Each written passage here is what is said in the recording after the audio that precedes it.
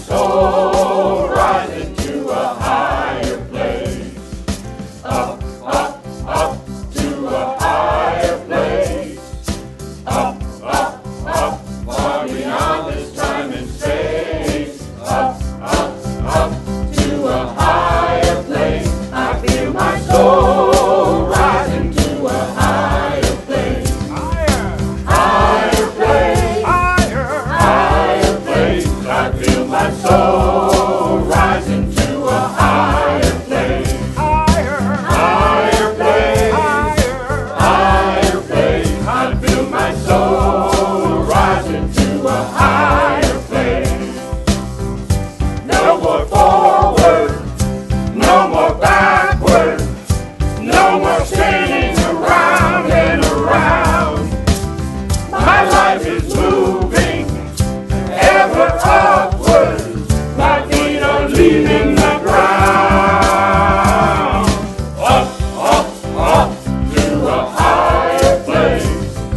Up, up, up, far beyond this time and space. Up, up, up to a higher place. I feel my soul rising to a higher place. No more higher place. Higher place. I feel my soul rising to a higher place. Higher, higher place. Higher, higher place. I feel my soul rising to a higher place. No more downward, no more darkness, no more wondering the point of it all. My life is destined for hope of greatness. My soul has answered the call. Up, up, up to a higher place. Up, up, up, far beyond this time and space. Up, up, up to a higher place. I feel my soul rising to a higher place. Higher place. Higher place. I feel my soul rising to a higher place. Higher, higher place. Higher, higher place. I feel my soul rising to a higher place. I feel my soul rising to a higher place. I feel my soul rising to a higher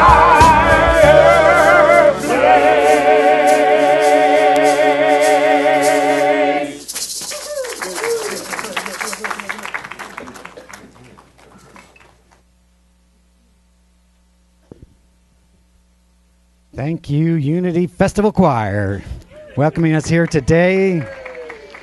Good morning and welcome to Unity of Charlotte. I'm Marty Bacher. I'm privileged to serve as the senior minister here and spiritual director and all-around groovy guy. So thank you for being here this morning on time. We'll see who didn't get the message here in about 50 minutes. It's easy when it goes the other way, right? You're always early, but so it's always fun to watch this happen. There are there's a lot going on. So anybody knows how pretty we look as you drove in today? Yeah. So can I just take a moment to acknowledge all those folks that showed up yesterday and helped clean and mulch and plant and all that? Would you just stand real quick and let us celebrate you?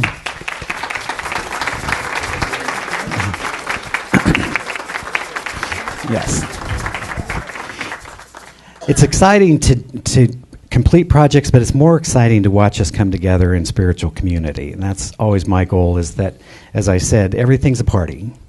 Yesterday happened to be a cleanup party, but it's all a party. We get together, we have fun, we love each other, and celebrate what we're co-creating.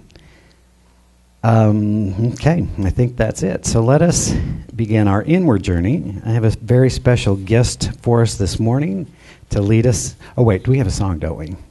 No, we have, okay, sorry. I don't have my notes here, so we could just go anywhere. We have a special guest to pray with us and for us this morning. Many of you know her. It's my first chance to meet her in person. We've talked on a number of occasions.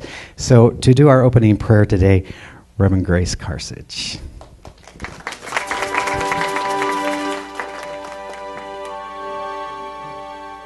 Thank you so much. Good morning, everyone. Blessings to all.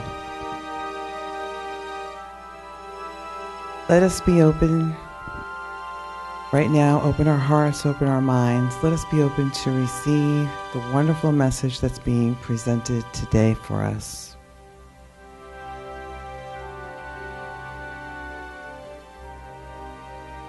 In Corinthians, it says, "When I was young, I spoke like a child. I thought like a child. Yet as I matured, I was able to put away childish things. I can now put away my fears. When I was younger, I did fear change. But I've come to know that change is good, because the universe supports us always. Change is good. So now, as I am able to embrace change, I can release all preconceived notions, fears, judgments, and negative attachments. I can surrender myself to the will of God, and I offer you a simple prayer called the Grace Prayer that you can use anytime. Heal me at depth, reveal what needs to be healed, and heal what needs to be healed. And as I surrender to the will of God, I go forward, and I plant seeds of thoughtfulness and love only. I claim good things. I claim great expectations and wondrous deeds fulfilled already. And I give thanks now. Thank you, Mother, Father, God. And I release this all, knowing it is already so. And so it is. Amen.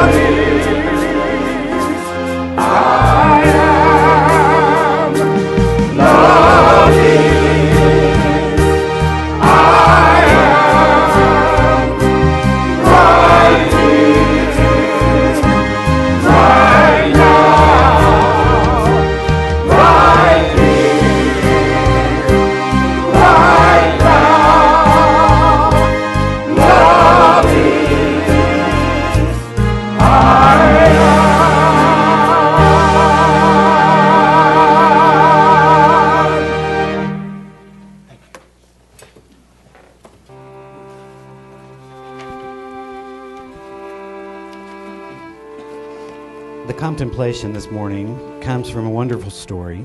Many have heard it, but it kept floating through my mind yesterday as we were in sacred service together, tilling the soil and making new friends. So I invite you just to close your eyes if that's comfortable for you, and just allow this story to see what meaning it has for you. The story concerns a monastery that had fallen upon hard times. It was once a great order, but because of persecution, all its branch houses were lost, and there were only 5 monks left in the decaying house, the abbot and 4 others, all over 70 years of age. Clearly, it appeared to be a dying order. In the deep woods surrounding the monastery, there was a little hut that a rabbi occasionally used for a hermitage. The old monks had become a bit psychic, so they could always sense when the rabbi was in the hermitage. "The rabbi is in the woods. The rabbi is in the woods," they would whisper. It occurred to the abbot that a visit to the rabbi might result in some advice to save his monastery.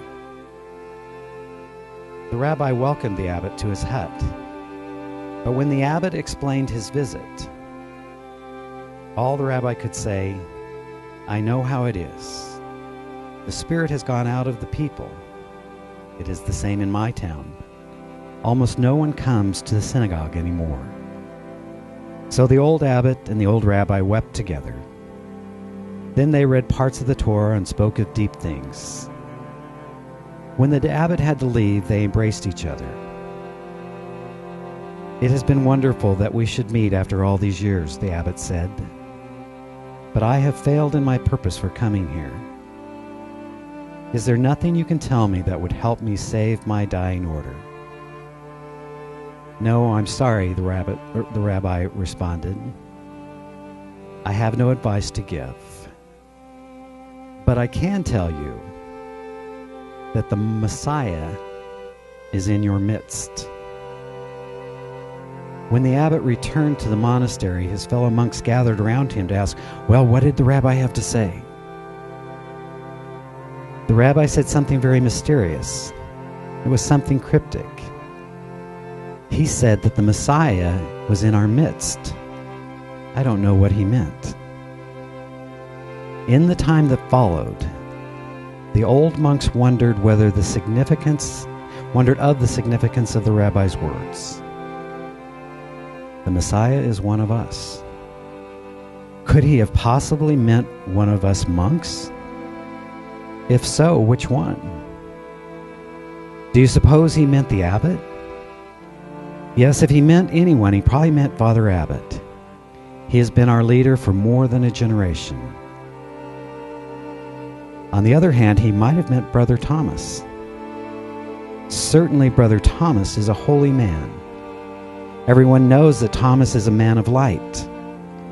Certainly, he could not have meant Brother Eldred. Eldred gets crotchety at times. But come to think of it, even though he is a thorn in people's sides, when you look back on it, Eldred is virtually always right. Often very right. Maybe the rabbi meant Brother Eldred, but surely not Brother Philip. Philip is so passive, a real nobody. But then, almost mysteriously, he has a gift for always being there when you need him. He just magically appears. Perhaps Philip is the Messiah. Of course, the rabbi didn't mean it. He couldn't possibly have meant me. I'm just an ordinary person. Yet supposing he did, supposing I am the Messiah, oh God, not me. I couldn't be that much for you, Lord, could I? As they contemplated, the old monks began to treat each other with extraordinary respect, on the off chance that one of them might indeed be the Messiah. And they began to treat themselves with extraordinary respect. People still occasionally came to visit the monastery and its beautiful forest, to picnic on its tiny lawn, to wander along some of the paths, even to meditate in the dilapidated chapel. As they did so, they sensed the aura of extraordinary respect that began to surround the 5 old monks and seemed to radiate out from them and permeate the atmosphere of the place. There was something strangely compelling.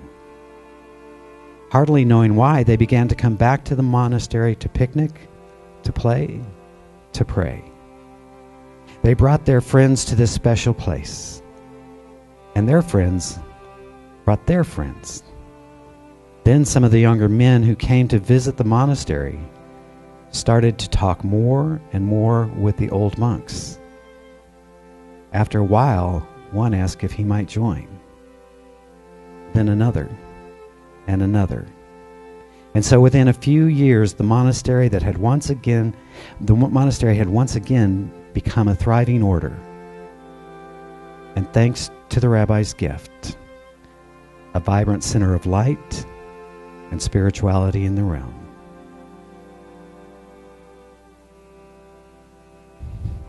As we contemplate these words and their meaning for us this day, might I suggest that perhaps the Messiah is in our midst. And so it is. Amen.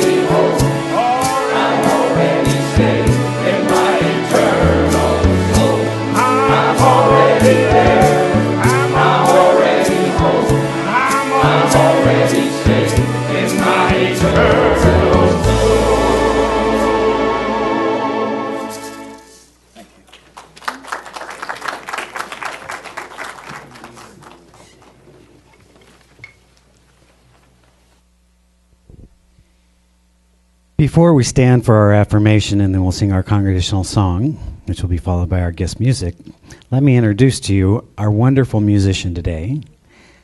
Dee Abdullah is a writer, director, acting coach. She's a veteran of the stage as an actor, a playwright, a director, an acting coach, a teacher, and on special occasions, a singer. What am I telling you?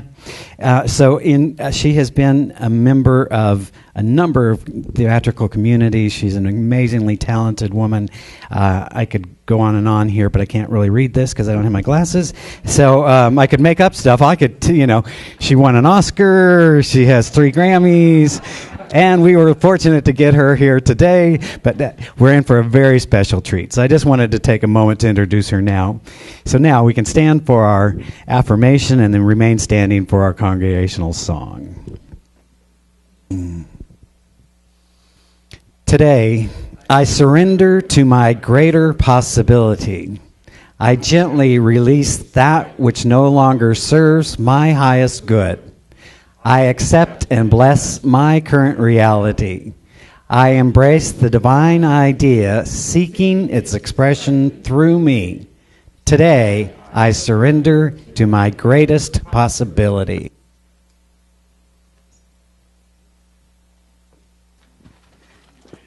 I just want to say thank you very much for inviting me here today. And please, please, please join in. I'm sure you guys are going to be familiar with this first song.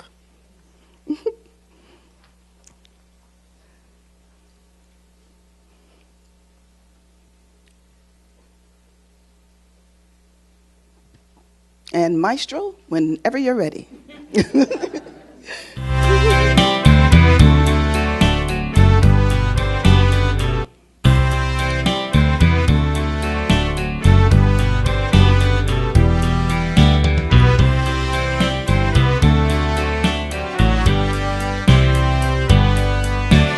How many roads must a man walk down before you call him a man? How many seas must a white dove sail before she sleeps in the sand? How many times must a cannonball fly before they're forever banned? The answer, my friend, is blowing in the wind. The answer is blowing in the wind.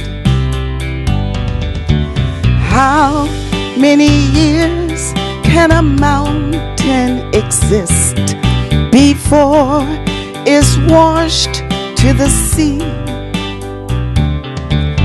How many years can some people exist before they're on to be free? How many times can a man turn his head, pretending he just doesn't see? The answer, my friend, is blowing in the wind. The answer is blowing in the wind. How many times can a man, he turns, his head? How many times can a man turn his head, pretending he just doesn't see? How many times can a man walk down? I'm sorry, I'm messing up your song. But the answer, my friend, blowing in the wind. The answer is blowing in the wind. The answer, my friend, is blowing in the wind. The answer is blowing in the wind. The answer is blowing is blowing in the wind. Thank you.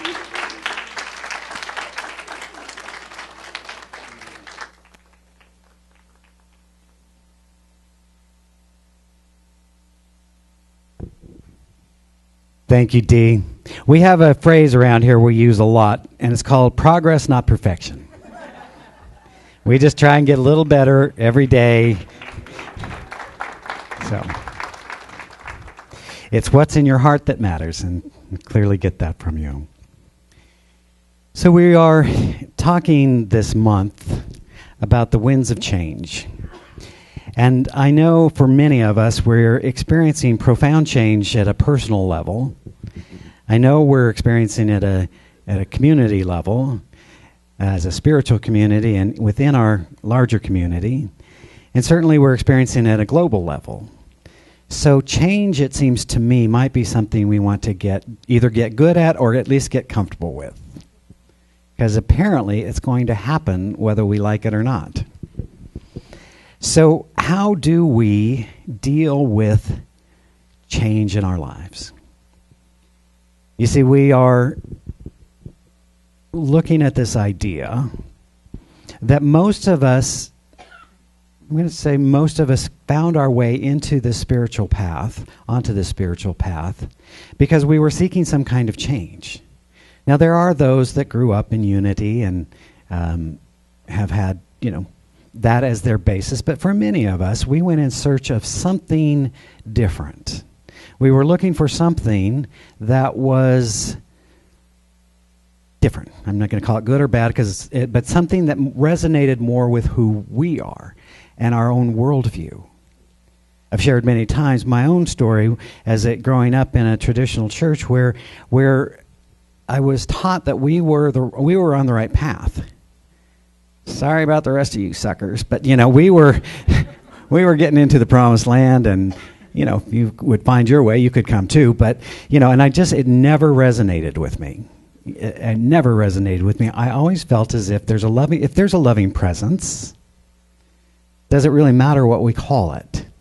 Does it really matter how we worship it? So I came to the opinion that I would not find what I was looking for in my life in church. Heaven forbid, right? Because they were all closed-minded and blah, blah, blah. So, lo and behold, if I didn't find my way into a church, and here I am, 30 years later, still in church, and happy, and loving it. But you see, I had to let go of some ideas. I had to let go of my old way of thinking. I had to let go of my old way of being. You see, I was coming at spirituality from a place that there was a power that lived outside of myself, that if I could just get it to cooperate and see things my way and give me what I want, then we'd all be fine. That didn't work. So then I thought, well, maybe we'll try something different. And I found my way into a spiritual community not unlike this, where they began to say some very profound things, that the source of my good was inside of me, that I was a spiritual being, and because I was a spiritual being, there was no separation between me and the source, except the separation that I had created in my own mind. Wow. And I had created some separation in my own mind. So the work was not about getting God to be different, but about changing my own mind about the nature of the divine. I have a friend who's kind of their entry into their website says, what if you changed your concept of God? What else might change? So for me, I realized that it was no longer about trying to get this power outside of myself to somehow give me what I want or take away what I didn't want, but rather to recognize there were spiritual principles that were at work, that I was one with that presence and those principles, and to the degree that I cooperated with the principles, I saw different results in my life. So how cool is that? We can create our reality. But today what I wanted to talk to you a little bit about is this idea of grieving in the midst of the change. Because what I know is that whenever change visits us, whether planned for or unplanned for, there is a grieving process. And so when we recognize grief and how to deal with it, we can incorporate it into our toolkit of life skills. I found my way into spirituality through crisis. See, I always say there's two doors. One labeled crisis, one called inner longing. You know, I don't know how you got here. I chose crisis. And I looked back at the divinity of that, but I had my boyfriend, lover, best friend, whatever you want to call him, died at 23 in a car accident. And I remember coming home one day. I'd gone to Denver for the summer, and Mom said, "Sit down, honey, I need to talk to you." And I was like, "Oh, what did I do now?" And she said, "Billy died in a car accident last night. Folks want you to come, and we need to deal with that." Now, at 23, I don't know if any of you can remember. Some of you can remember more easily than some of us, but, right? That's not your worldview. Your view, we're just getting started. So what I realized is I had no skills. I didn't even know I had emotions at that point in time, you know? And so I tried to deal with that situation as best I knew how. Through avoidance, through distraction. There's lots of distractive things out there in the world if you're ever looking for some. And it wasn't until that I created my own crisis in my life that I said, I've got to do life differently. I've got to do this differently. This is not working. I'll share you the gory details of the whole story, but suffice it to say that I needed to do something differently, and lo and behold, if I didn't find myself in a church. And I walked into a church, and they were happy and having fun, and they were joyous, and it was like no version of church I'd ever been to. They seemed genuinely happy, and they hugged each other and carried on like crazy. It was wild. It was just, and they even said, "We bless all priests, rabbis, ministers, teachers of every faith." So I was hooked. And that began the journey for me. But what I also know is that I began to develop skills. And so I often talk about this because sometimes we can take our spirituality and use it as an avoidance mechanism. We can use spiritual platitudes so that we don't have to deal with the pain and the discomfort of what's happening in our world, right? Much easier than looking in a homeless person's eyes to have some nice metaphysical phrase that said they have created their own reality, right? Now, at a very spiritual level, we know we're all creating our own reality, but you see how we can just avoid the feeling through our intellectualization of spiritual principle. One of the things I often say is that we can either be in absolute spiritual truth or we can be in denial, using the exact same words, right? So for me, I not only needed to learn the spiritual principles, which come fairly easily, but I had to learn the skill set for emotional well-being. And so what I found is that whenever we are creating change in our life, grief is part of it. And the reason grief is part of it is because we are letting go of something. I don't know if you've noticed that, but when you make change in your life, you can't take everything with you. Spoke about this before, that when Jesus invited the disciples onto this journey where they were going to heal and bless and teach, he said, "Take nothing with you." And some of them were like, "Wait, I got to get my stuff together. I got to load my camel," right? Some of us like that when we travel. Like, you never know. And, if I end up in Orlando, Lord knows there's no stores there, so I'm going to make sure everything I have is in my suitcase so I can take that with me. Makes travel rather slow. Jesus was saying the same thing. You don't need to take everything with you, but you must walk in faith. You must trust the divine as our source to provide that which is needed. But when we are letting go, there is a natural process called grieving, even when it's the change we want. I spoke to this in our newsletter a little bit because I recognized this first time I had worked so hard to become a minister. I'd studied, I drove, I did all kinds of things to get that degree and to go and find my pulpit and to do what I wanted to do. And I was invited to start it. Well, I took a ministry in Dallas and found myself just kicking it, It was growing, we were having fun, classes were going on, all kinds of things. I took that church from about 20 people to about 120 people in less than a year. Now, they were ready. I was ready. But at some point I noticed I feel off. I should feel joyous and excited. And I did feel joyous and excited, but I also, something else was going on. And so when I sat with it, I recognize I'm grieving. Because even though I have created this life that I have wanted, what I've studied for and prepared for and worked for, I also let go of a life. And so once I knew that, it gave me peace. So the secret to grieving well, would you like to know it? Come back next week. I'm learning a little bit about marketing here, No, okay, I'll tell you. So, the secret to grieving is giving yourself permission to feel what you're feeling.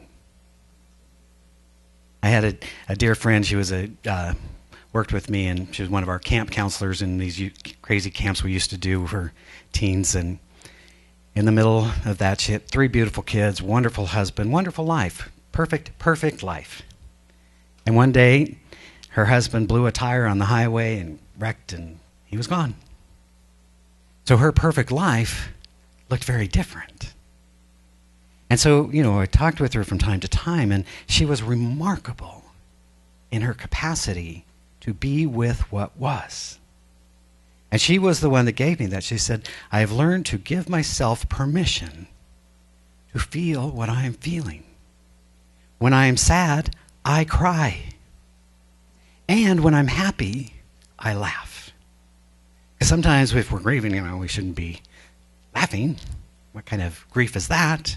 But you see, our emotions don't just go, okay, hey, here's what's going on. We're going to be here for 3 weeks. Then we'll move on. Even when we learn the 5 steps from Kubler-Ross of grieving, those are not stair steps. It's not denial today and bargaining next week and, acceptance 2 weeks later on a nicely laid out time frame. It's called messy.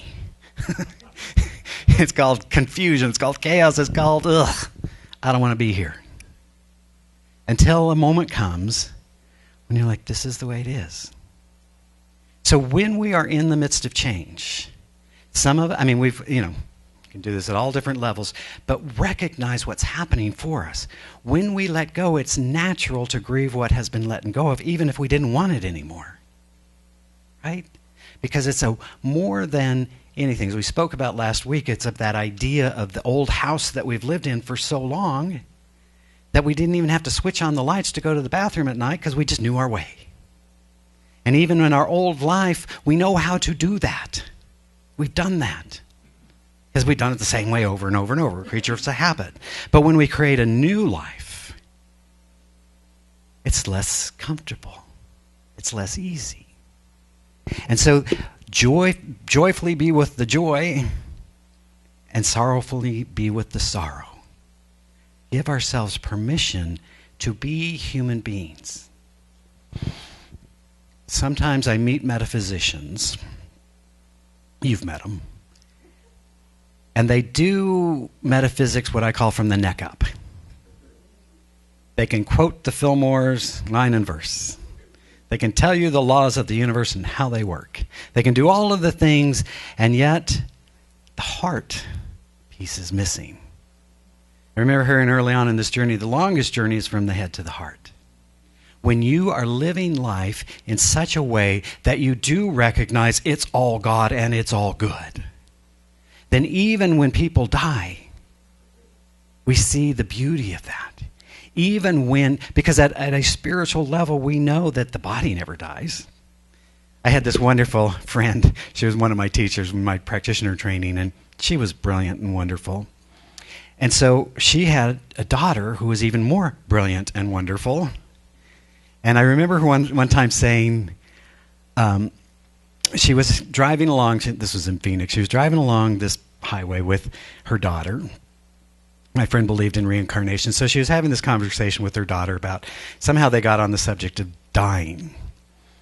And she said to her, so what happens is when you die, you leave your body and then you get a new body. And she looked at her mom and she said, I know that, Mom, but I never died. She knew who she was. Sure, you change bodies, but I never died. He said, honey, when you get that she's here to teach you and you're not here to teach her, your life is going to be so much easier. Have you noticed that with the kids? Like, all right, we'll quit pretending, right? So at a spiritual level, we know it's all perfect. We know it's all good. We know even when our lives feel as if they're falling apart, that something better is coming into being. And because we're humans, it hurts and it's painful. And so we allow ourselves to cry, to be together. The reason I come back to being in spiritual community together over and over is you can learn all of this stuff, and now more easily than ever, there's a thing called the internet, and you can get some great, wise, wonderful teachers. Choose your teacher. But in spiritual community, in these small groups, in the community that we are creating, it's where we get to practice together. We get to be in a deeper level. You see, Jesus said to us, where two or more are gathered in my name, I am there. I always like to quote it as the I am is there. Where two or more are gathered. That may be a clue. Surely the I am is there when you're alone. But there's something wonderful that happens when we come together in community, when we lovingly support each other on our paths, when we celebrate the highs and we mourn and grieve well together the lows. For me, this idea, people can say, what do you mean when you're talking about spiritual maturity? It means that we accept that we are divine beings, and we also recognize we're having a very human experience. And to be able to know where to lead from. To me, it comes from leading from the spiritual. I am a divine being having an experience of grief. Let me grieve well. Remember Ram Dass one time talking about this idea. For those of you, most of you know Ram Dass, great meditator, great teacher, so present.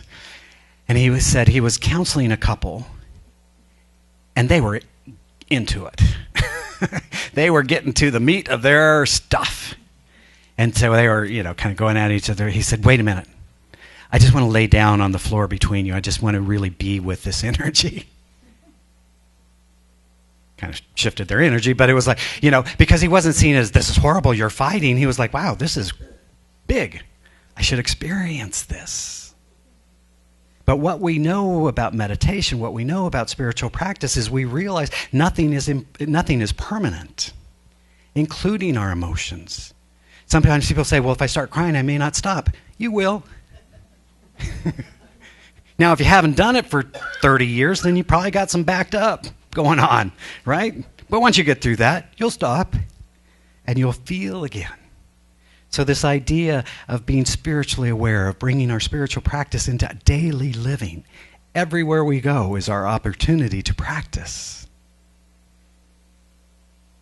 The church, the community, offers us a place to practice.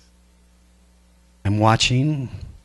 You see, part of what I did when Grace, I don't know if I told you this, but I've told many people, I've tried to do everything I could to get them to not hire me. I was pretty upfront because I knew if you hired me, you're going to get what you're getting, which is change and disruption and all that sort of thing. And I know it's not comfortable. And so here's that story of the rabbi's gift is the recognition that each one of us has a gift to bring. Each one of us has something to share with the world. And so when we start to really respect that each of us is a divine being on a path, the energy gets raised. Now, are we still going to do stupid human stuff? Apparently so. You know, I feel like it's not a good day unless I do at least 3 stupid human things. But, but I love myself as I grow through this. So now as we're moving into this time of change, it requires of us to be, as just in that story, to be extraordinarily respectful, extraordinarily kind, of taking the mature approach that if we're upset, we don't gather 14 other people together and march the tower, but rather go to the individual going, hey, that didn't feel clean. Can we clean it up? Did you know you can just talk to somebody? I know it's crazy. It took me a lot of years to figure that one out. So I'm just giving all this to you for free, right? So it's interesting how we come to this. Jack Kornfield, the great spiritual teacher, I've been quoting this, he said, when we finally look at horror and joy, birth and death, gain and loss, all of these things with an equal heart and an open mind, there rises a most beautiful and profound equanimity. You see, when we are living from the inside out, at the core of our being is peace. At the core of our being is joy. At the core of our being is love. And when we live from that, we recognize that at the outer level, there is change. And the further you go out from the core, the more the change happens. So while we honor the change that is taking place, we return again and again to that secret place of the Most High, that spiritual connection that remembers the One, and that we are one with the One. So as always, I love you and support you on this journey, and I'm grateful to be on it with you. I'm going to invite our choir up to position themselves, and then we will move into prayer.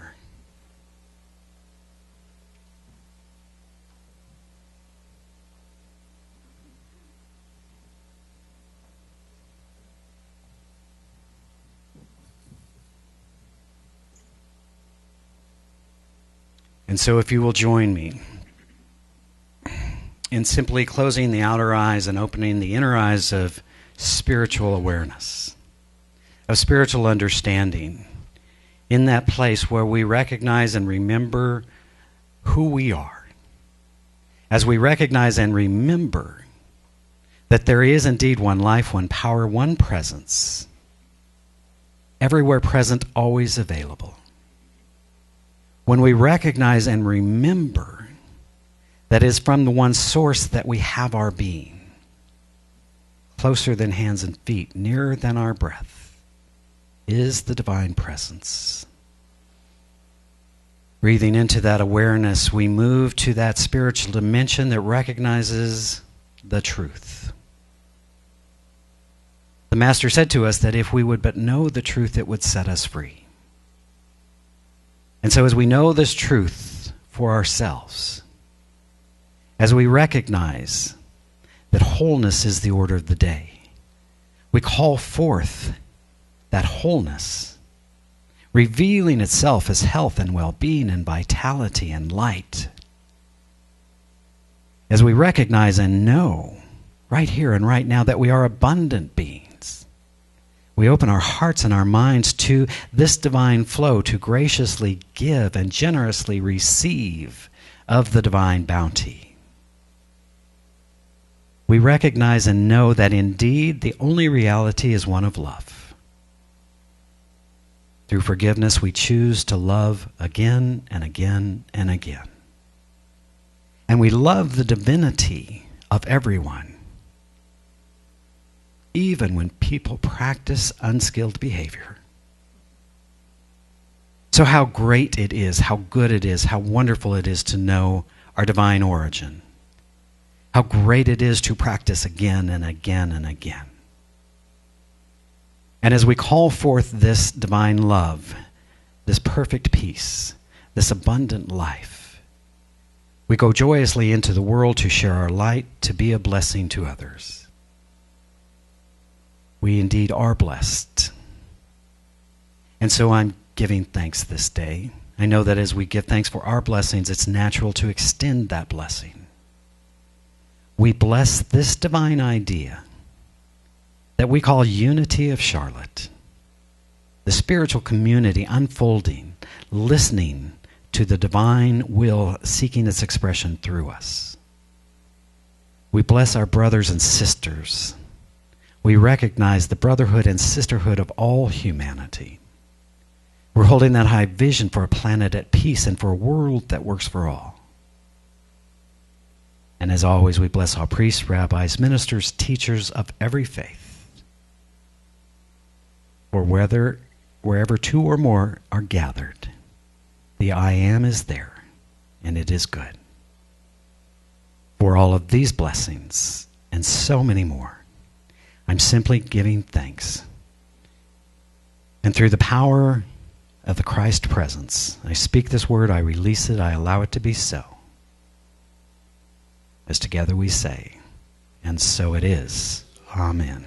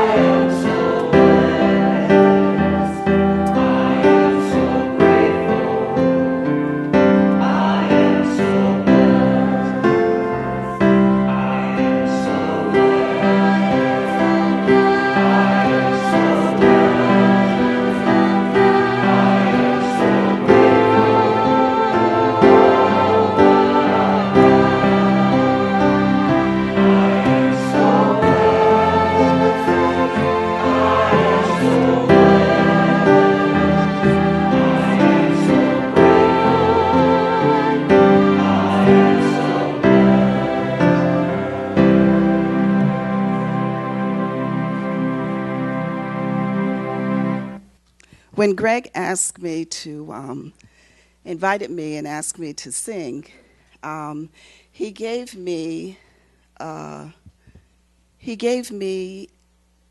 melody, and he asked if I would put some lyrics to it, and he gave me the theme, and these are the lyrics that inspired me. The good thing is, if I mess up, you won't know.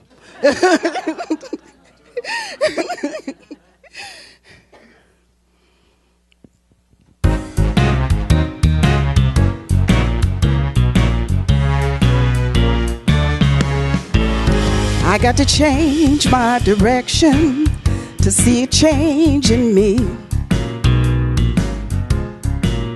I got to change my direction to see a change in me. I've been following the wind, now the wind needs to follow me.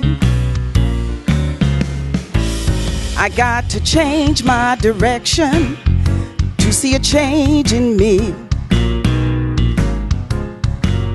I got to change my direction to see a change in me.